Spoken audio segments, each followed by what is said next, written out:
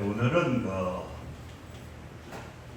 데살로니가전서 2장 1절서부터 5절을 통해서 나는 복음의 일꾼입니다. 따라하시기 바랍니다. 나는 복음의 일꾼이다. 나는 복음의 일꾼이다. 아멘. 그래서 우리가 이 데살로니가의 그 주제는 뭐냐고 하면은 예수님께서 반드시 재림하신다. 예수님께서 반드시 재림하신다. 그리고 1장을 보게 되면은 이 데살로니가에는 우리가 알지만은 그 빌립보 사도행전을 통해서 보면 빌립보에서 이제 고난을 받으시고 이 사도 바울이 데살로니가서로 오거든요. 데살로니가에 와가지고 이제 복음을 전해서, 그래서 어느 주석에 보면은 한 달 정도 사도 바울이 있었다. 그래서 복음을 전했다. 또 길게 보는 분들은 아마 6개월 정도 그 데살로니가에서 복음을 전해가지고 거기 교회가 세워졌다는 거예요. 한 1개월에서 길게는 6개월을 보더라고요. 그런데 이 교회가 생각보다 한 6개월 정도만 열심히 가르쳤는데도 그 여러 가지 어려운 환경 가운데에서도 모범적인 교회로 소문이 나는 거예요. 그러니까 얼마나 이 사도 바울은 기쁘겠어요. 막 환란이 오는 가운데에서도 그 말씀을 갖다가 순종해가지고 막 그 말씀의 기쁨을 가지고 이 데살로니가 교인들이 살아가게 되는 거예요. 그런데 사도 바울이 보게 되니까 너무나 이쁜 거예요. 그래서 오늘 또 2장을 통해서는 우리가 전도에 대해서, 그래서 아마 이번 주간 더 중요한 것은 다음 주간인데 잘 듣고 순종하게 되면은 우리가 전도할 수 있는, 아마 저를 비롯하여서 오늘 여기 참석하신 분들이 다 전도할 수 있는 아마 열매가 맺히는 그러한 놀라운 하나님의 역사가 나타나게 될 거예요. 아마 다음 주일날 우리가 자세히 말씀을 풀어가게 될 때에 이렇게 하면은 전도가 되겠구나. 그래서 이 전도에 대한 해고를 하면서 우리가 어떠한 자세를 가지고 전도해야 되는가. 그래서 하나님께서 예수 그리스도를 믿음으로 말미암아 우리 하나님의 자녀들에게는 그 사명을 주셨는데, 디도서 1장 3절을 보게 되니까 전도는 우리 구주 하나님의 명령으로 내게 맡기신 것이라.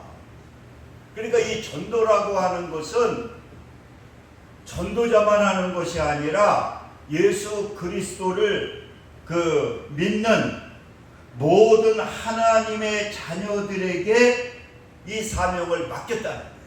그러니까 우리의 이 사명이라고 하는 것은 뭐냐? 이게 전도하는 거라는 거예요. 그리고 또 이 전도라고 하는 것은 이 전도를 통해서 열심히 하게 되면은 이 하나님을 기쁘시게 하기 때문에 하나님께서 축복을 해주신다. 여기 그래도 성도 꽤 많이 모이는 교회 목사님이 한두 주를 요새 바쁘셔서 못 나오셨는데 꼭 우리 박성근 안수 집사님 거기 자리에 앉아서 기도를 하시는데 한 1000여 명 성도들이 모이고, 지금 아들이 합동식인데 그 아들이 지금 이제 교육자가 돼가지고 이제 나이가 70이 넘어가지고 앉아 계신 이제 원로 목사가 되셨는데 그분이 그런 얘기를 하시더라고요. 자기 교회도 전도를 열심히 하게 하기 위해서 상품을 걸었는데 그 당시에 1등 하는 사람한테는 차를 한 대 주겠다. 그래서 티코 그 당시 한 1000만 원 정도 교회에서 이제 전도 상을 주려고 1등은 1000만 원, 그러니까 조그만 경차를 하나 주기로 하고 이렇게 쭉 선물을 뭐 몇 등까지 주게 했는데, 그랬더니 그 권사님인가 집사님이 그렇게 열심히 전도하더라고요. 그래가지고 이 집사님이, 이 권사님과 집사님이 여자분이신데 한 20-30명을 전도했다. 그래가지고 몇 개월에 걸쳐서 이제 아마 연초에 해서 이제 연말에 이제 시상을 하게 되는데, 한 1년 사이에 뭐 한 30여 명 이상을 전도했어요. 그래서 이분이 아주 극히 많이 전도를 해가지고 이제 시상을 하려고 그랬더니, 나는 차 필요 없다고. 1년 동안 열심히 전도하게 되니까 남편도 하는 일이 막 축복받고 자녀들도 축복을 받아가지고, 그리고 이 경차는 저 필요 없습니다. 차가 최고로 좋은 에쿠스인가 뭐가 새 차가 들어와가지고, 그 대신 한 2명 정도 제가 추천하는 분 성지순례를 좀 시켜달라고. 그때 한 200여만 원, 250만 원 돼서, 그래서 2명을 그 성지순례를 시켜줬대요. 근데 보니까 열심히 전도하게 되면은 이렇게 하나님께서 기뻐하시고, 이 하나님께서 복을 주신다. 그래서 우리가 이 복음의 일꾼인데, 우리는 어떻게 복음을 전해야 되느냐. 이 바울의 해고를 통해서 첫째는 어려움 속에서도 전도해야 된다. 할렐루야. 네. 그러니까 오늘 한번 2절 보시기 바랍니다. 너희가 아는 바와 같이 우리가 먼저 빌립보에서 고난과 능욕을 당하였으나, 사도행전 나오잖아요. 고난과 능욕을 당했다고 그러잖아요. 그것이 그 사도행전에 나오는데, 그 데살로니카에 오기 전에 빌립보에서 복음을 전했거든요. 그런데 귀신 들린 여자가 계속적으로 바울을 쫓아다녔어요. 그래가지고 너무 귀찮아가지고 그 귀신 들린 여자에게 뭐 했느냐, 예수의 이름으로 귀신을 갖다가 쫓아버렸어요. 그랬더니 이 여자가 귀신이 떠나가게 되고 정상이 됐거든요. 그런데 문제는 뭐냐고 하면은, 그 여자의 주인이 있어요. 그 여자를 통해서, 그 귀신을 들린 여자를 통해서 점을 치거든요. 근데 귀신이 떠나가니까 점이 안 되는 거예요. 그러니까 이 주인이 이 관에다 신고를 합니다.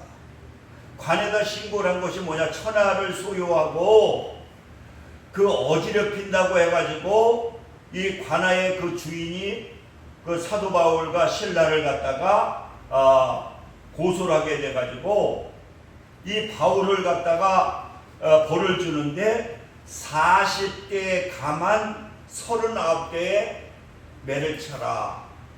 그래가지고 빨가벗겨가지고 사도 바울을 39대에 매를 치게 됩니다. 근데 이게 우리가 장난 같은 게 아니라는 거예요. 이 39대를 맞다가 심한 사람은 죽는다고 합니다. 이 39대가 그 벌거벗겨가지고 엎드려 뻗쳐 해가지고 이렇게 큰 그 나무로 있는 힘을 해서 다치면 살이 다 이렇게 찢어지고 심하다. 그래서 보통 40대인데 한 대를 감해준다는 거예요. 왜냐고 하면은 더 치게 되면은 죽는다는 거예요. 그러니까 바울과 실라가 이 빌립보에서 전도하다가 39대의 곤장을 맞게 돼요. 그러니까 완전히 뭐 땀을 쳤잖아요. 그래가지고 거기에 이제 옥에가 치게 되는데, 거기에다가 막 작곡까지 채우잖아요. 그런데 이 바울과 실라는 밤중쯤 되어서 이제 정신이 들게 돼요. 여러분 한번 생각해 보세요. 얼마나 아프겠습니까? 얼마나 고통스럽겠습니까? 그런데 바울과 실라는 뭐하냐? 사도행전 16장 25절에 보니까 한밤중에 바울과 실라가 기도하고 찬송하매, 그렇게 매를 맞고 거반 죽게 되어서 밤중쯤 중에 깨어났는데 하나님을 원망하고 불평하는 것이 아니라 한밤중에 막 하나님께 감사의 기도를 드리고, 그리고 찬미, 감사의 막 찬양을 드리는데 제수들이 듣는다는 거예요. 그랬을 때에 어떤 일이 일어났느냐? 그때 막 지진이 일어났잖아요. 지진이 일어나가지고 옥문이 다 열리게 되니까 이 간수장은 이 옥문이 열리게 되면 도둑놈이 다 도망가면 그 책임을 간수장이 져야 되기 때문에, 잘못하면은 그 제수들이 도망가면 간수장이 사형을 당할 수도 있다는 거예요. 그러니까 이 간수장은 그 제수들이 다 도망갔는 줄 알고 차라리 내가 그런 삶을 사느니 내가 차라리 자살하는 게 낫겠다. 그랬을 때에 바울과 실라가 우리 안 도망갔다. 그래가지고 이 간수장이 무릎을 꿇거든. 내가 어떻게 하여야 되겠습니까? 그랬을 때에 거기에서도 뭐 했느냐? 또 복음을 전하는 거예요. 주 예수를 믿어라. 주 예수를 믿게 되면은 너희들이 구원을 받는 새 사람이 되는 하나님의 자녀의 축복을 받는 그러한 역사가 나타난다. 이렇게 이 사도 바울은 어떠한 어려운 환경 속에서도 뭐 했느냐? 그들은 복음을 전했다는 거예요. 할렐루야. 네. 그러니까 여러분, 지금 우리가 복음 전하는데 이렇게 힘들지 않잖아요. 뭐 복음 전한다고 잡혀 들어가서 막 거만 막 죽일 정도로 패는 것도 아니고 또 가다 놓는 것도 아니잖아요. 그러니까 우리 하나님을 믿는 하나님의 자녀들은 어떠한 어려움 속에서도 어떠한 처지에서도 우리는 복음을 전해야 된다. 이게 사도 바울이 우리들에게 전해주는 거예요.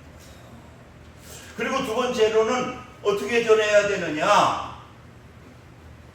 우리는 믿음의 확신을 가지고 뭐 해야 되느냐? 참 복음인 예수를 전해야 된다. 우리 3절 한번 보시기 바랍니다. 우리 3절 우리 같이 한번 읽을까요? 시작. 우리의 권면은 간사함이나 부정에서 난 것이 아니요 속임수로 하는 것도 아니라. 우리의 권면이 뭐냐? 이게 복음이거든. 예수거든요.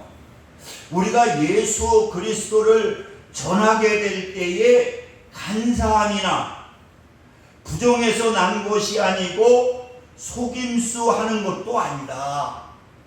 그러니까 여러분, 우리는 이 복음을 전할 때에 어떤 자세가 필요하냐? 내가 먼저 구원의 확신을 받고 내가 구원받은 확신을 가지고, 그리고 성령 하나님이 나와 함께 하신다고 하는 그 믿음을 가지고 담대하게 복음을 전해야 된다는 거예요. 제가 요 가까운데 큰 교회 목사님이 간증을 하시더라고요. 자기는 청년 때 예수님 아니었으면 자기는 이 세상에 존재하지 않는다. 자기가 청년 때 폐병이 걸렸대. 그 당시에는, 근데 이 폐병도 무슨 폐병이냐고 하면은 이 내성이 생기게 되면은요 폐병이 고쳐지질 않습니다. 제 친구도 그 약 먹다 끊고 나서 나중에 뭐 한약 갖다 먹었는데 죽더라고. 죽은 지 몇 년 됐거든요. 이 내성이 생기게 되면은 이 폐병은 치료가 안 돼요. 근데 이 청년도 그때 내성이 생겨가지고, 그 당시에 이제 마상 결핵 요양원이 있는데 거기는 내성 생긴 사람들이 거기 가서 거기서 죽는다는 거예요. 수용됐다가 죽는데, 그때 이 청년은 자기가 청년 때에 예수님을 만났다는 거예요. 복음을 만났다는 거예요.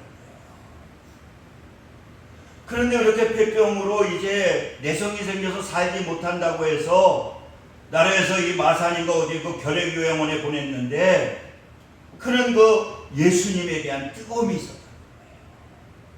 그래서 요양원에 그 폐병 걸린 사람한테도 가서 예수를 전합니다. 막 자기 마음이 뜨거우니까. 그래가지고 열심히 그 주위에 같이 있는 사람들에게 복음을 전하고 복음을 전하니까 또 마음에 막 기쁨이 있고. 근데 어느 날 잠을 자는데 예수님이 나타나더라고요. 야, 너 그렇게 아픈데 예수님 복음을 전하는 게 너 그렇게 기쁘냐? 그랬더니 예수님, 아니 저는 막 복음 전하는 게 너무너무나 기쁩니다. 그 예수님하고 대화를 그랬더니 예수님이 뭐 안아줬대나 뭐 이렇게 품에 안아줬다. 그리고 꿈을 깼는데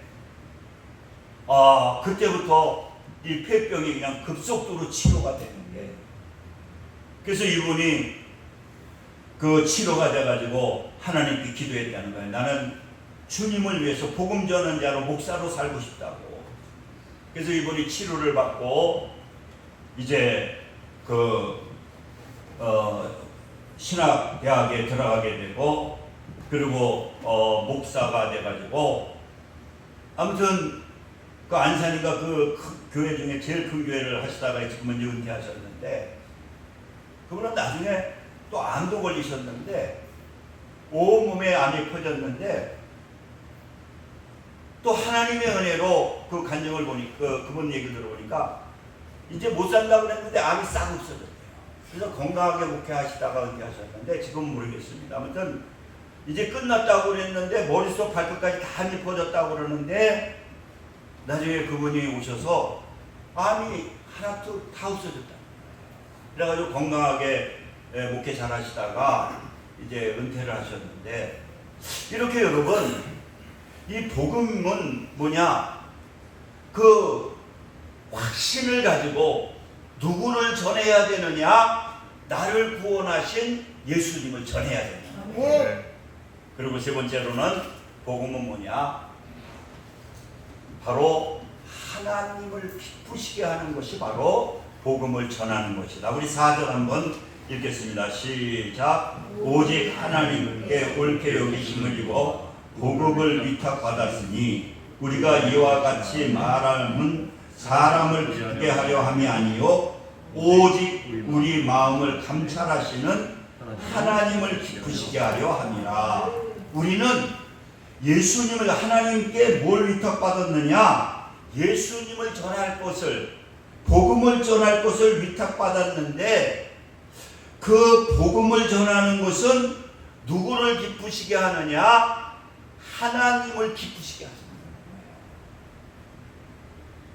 제가 아는 그 친구 목사님이 그러시는데 충청도에서 아주 하나이가 그렇게 불쌍한 아이래요. 뭐냐면 공부하다가 시작하면 그 뇌전증이라고 그러죠. 그래가지고 막 쓰러져가지고 개거품을 그러니 그래가지고 걔가 가장 애들도 싫어하고 막 공부하다가도 막 뒤틀리면 막 이렇게 뇌전증이 오면은 그냥 막 뒤틀려가지고 거품을 품고.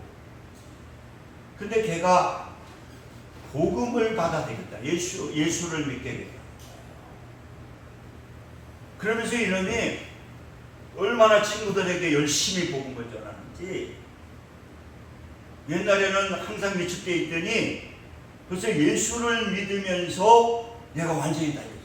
그렇다 해서 그게 안 오는 건 아닌데도 그래서 그 친구가 전도해서 나하고 친한 그 친구 목사님도 전도가 돼가지고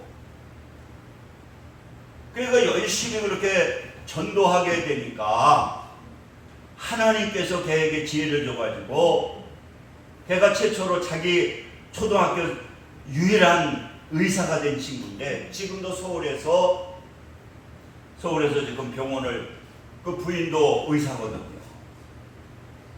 그러니까 열심히 그렇게 전도하게 되니까 가장 비참한 인생에서 그 하나님께서 축복을 해주시니까 의대를 가게 되고 지금 병원을 부인도 의사거든요. 그래서 저번에도 한번 가가지고 물어봤대. 너 그 뇌전증은 없어졌냐 그랬더니 아니라고. 지금은 약이 좋아서 지금도 있는데 약 먹으면 거의 안 나타난다고. 그래서 지금도 의사를 하고 있는데 그렇게 열심히 복음을 전하게 되면은 누가 기뻐하시느냐? 하나님이 기뻐하시죠. 그래서 시편 37편 4절에 보니까 또 여호와를 기뻐하라, 여호와를 기쁘게 해라. 그가 내 마음의 소원을 내게 이루어 주시리로다. 하나님을 기쁘게 하면은 하나님께서 너의 마음의 소원을 이루어 주신다. 그러니까 여러분들이 열심히 전도하면 하나님을 기쁘시게 하니까 여러분들이 소원하신 마음의 소원을 가지고 있는 것을 갖다가 이루어 주신다. 그래서 우리가 요한복음 15장에도 그러잖아요. 열심히 전도하면, 그래서 열매 맺으면 무엇이든지 구해라.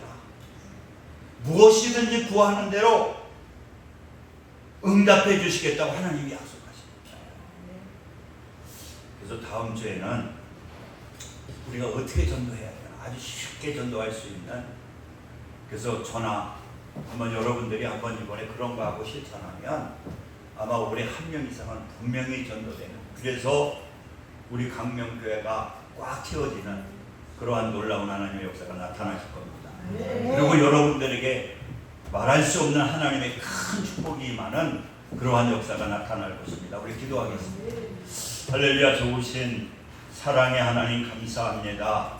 하나님께서 오늘 또 이렇게 우리에게 귀한 사명이 복음을 전하는 거라고 귀한 사명 아버지 하나님께서 주셨사오니 때를 어떤지 못 어떤지 주의 복음을 전할 수 있도록 성령님 역사하여 주옵소서.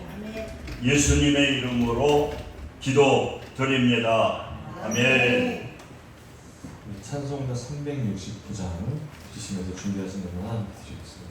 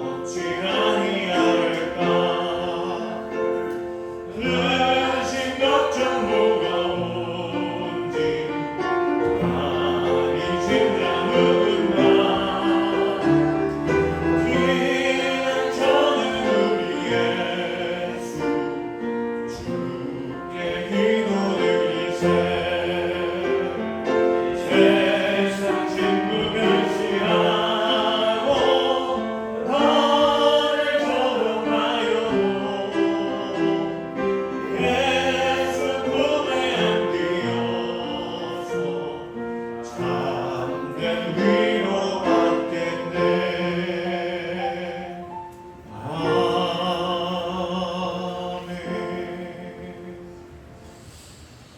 하늘의 아버지 감사합니다. 이 시간도 정성을 다해 귀한 행을 하나님께 드렸습니다.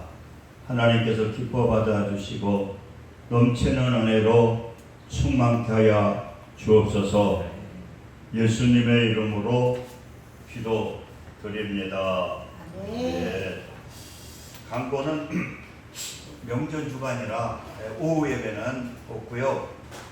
그렇지만 점심은 준비해놨습니다. 우리 집사람이 대구탕으로 아주 맛있게 준비해놨으니까 대구탕이 저번 목사님들 어제도 드렸는데 너무 맛있다고 꼭 식사하시고 그리고 집으로 들어가셔서 명절을 세시기 바랍니다. 우리 일어서셔서 일장으로 보시고 축도하시고 오늘 예배를 마치겠습니다.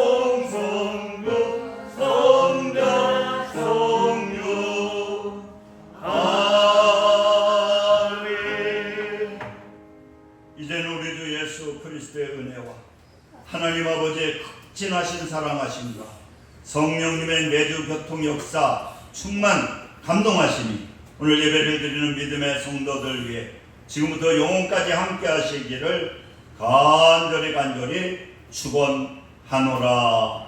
아멘.